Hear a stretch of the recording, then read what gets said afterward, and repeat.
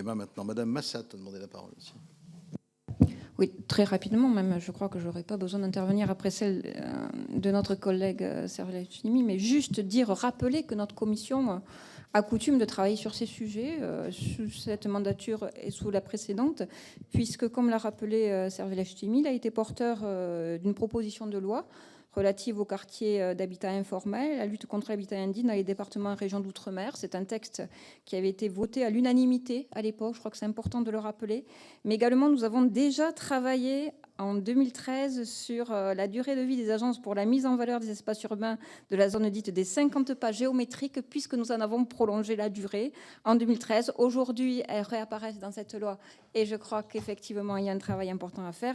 Et bien sûr, la loi relative à la régulation économique des Outre-mer, promulguée en novembre 2012, par rapport à laquelle notre collègue s'est également beaucoup investi. Alors, il est vrai qu'il est important aujourd'hui que cette problématique ne concerne pas, bien sûr, que les parlementaires ultramarins. C'est pour ça que le signe fort d'un rapporteur de l'Hexagone, je dis, est important, mais également qu'on puisse s'exprimer nous-mêmes, car ça concerne toute la République, pas uniquement ses territoires. Donc, à ce titre-là, nous accompagnerons Serge Letchimy dans ses demandes auprès du gouvernement, et puis nous dirons qu'effectivement, même si ce texte n'est pas fondamental, ni n'est pas une révolution en lui-même, il permet quand même de faire un certain nombre d'ajustements qui aujourd'hui sont nécessaires, mais c'est les débuts pour aller plus loin. Donc, merci pour cet investissement, et bien sûr, nous serons à côté de tous les parlementaires qui souhaiteront travailler sur ces nouvelles données.